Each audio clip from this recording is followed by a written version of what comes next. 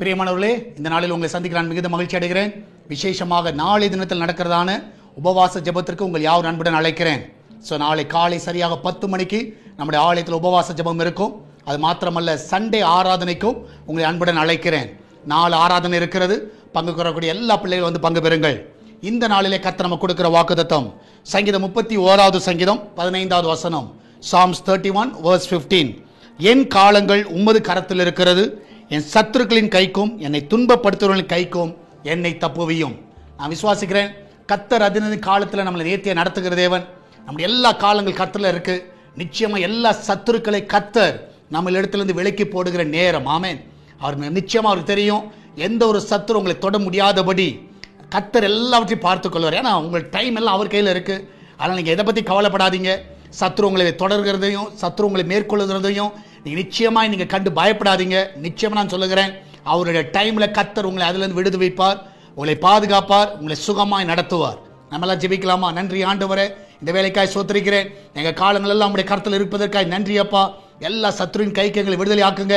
வேலை ஸ்தலத்தில், வீட்டில், ஆண்டவரே குடும்பத்தில், ஆண்டவரே பிஸ்னஸில் இருக்கிற எல்லா சத்துருக்கள், ஆண்டவரே கர்த்தாவே கூடவே இருக்கிற சத்துருக்கள், ஆண்டவரே எல்லாருடைய கைக்கு எங்களை விடுதலை ஆக்குங்கப்பா. ஆண்டவரே எத்தனையோ காலங்களுக்காய் ஜெபித்து இருக்கிறோம். ஆண்டவரே இந்த சத்துருவின் கைக்கு எங்களை விடுதலை ஆக்குகிற தேவன், இந்த நாளில் எங்களை விடுதலை ஆக்க வேணுமா ஜெபிக்கிறேன். எல்லா நன்மையில் நிறைவாய் கொடுங்க, ஒரு குறைவில்லாமல் நடத்துங்க. அந்த கிச்சன் பகுதியில் இருக்கிற பொருட்களை ஆசீர்வதிங்க. அப்பத்தி தண்ணீர் எண்ணெய் மாவும் ஒரு குறைவில்லாமல் நடத்துங்கப்பா. ஆண்டவரே இந்த நாளிலே சுகப்பிரசவத்துக்காய் போகிற பிள்ளைகள் நல்ல சுகத்தோடு பிள்ளை பெற்றெடுக்கட்டும். இந்த நாளில் தேவனுடைய கரம் அவர்களை பலப்படுத்த வேணுமா ஜெபிக்கிறேன். வேலை இல்லாத நல்ல வேலையை கொடுங்க. திருமண தடைகள் எல்லாம் விலைக்கு போடுங்க. எல்லா கடன் பிரச்சனை விடுதலை கொடுங்க. பிசினஸ் பண்ணுகிற எல்லா பிள்ளைகளை ஆசீர்வதிங்க. ஆண்டவர் விசேஷமாய் வெளிநாட்டில் இருக்கிற பிள்ளைகளை சுகமாய் தங்க பண்ணுங்க. அவளை பாதுகாத்துக் கொள்ளுங்க. ஊழியம் செய்கிற எல்லா ஊழியர்களை, உண்மையுள்ள ஊழியர்களை ஆசீர்வதிங்க. இன்னும் ஆண்டவரை அநேக ஆத்துமாக்களை கொள்ளை பொருளாய் தர வேணுமா ஜெபிக்கிறேன். ஆண்டவரே இந்த நாளில் சால்வேஷன் டிவியையும் எஸ்தர் பிரேயர் ஹவுஸும் கருத்தில் ஒப்புக் கொடுக்கிறோம். இதை ஆசீர்வதிப்பீராக, இந்த ஊழியத்தை இன்னும் பெருக செய்வீராக, அநேக ஆத்துமாக்களை கொண்டு வருவீராக. நீர் அப்படியே செய்வதற்காய் நன்றி அப்பா. தொடர்ந்தும் நாமத்தை மகிமைப்படுத்துங்கப்பா. எல்லாவற்றுக்கும் மேலாக ஆண்டவரே, இதனால காணிக்கைகள் மூலமாக, தசமகள் மூலமாக இந்த ஊழியத்தை தாங்குகிற ஜெபிக்கிற எல்லா பிள்ளைகளும் ஆசீர்வதிங்க.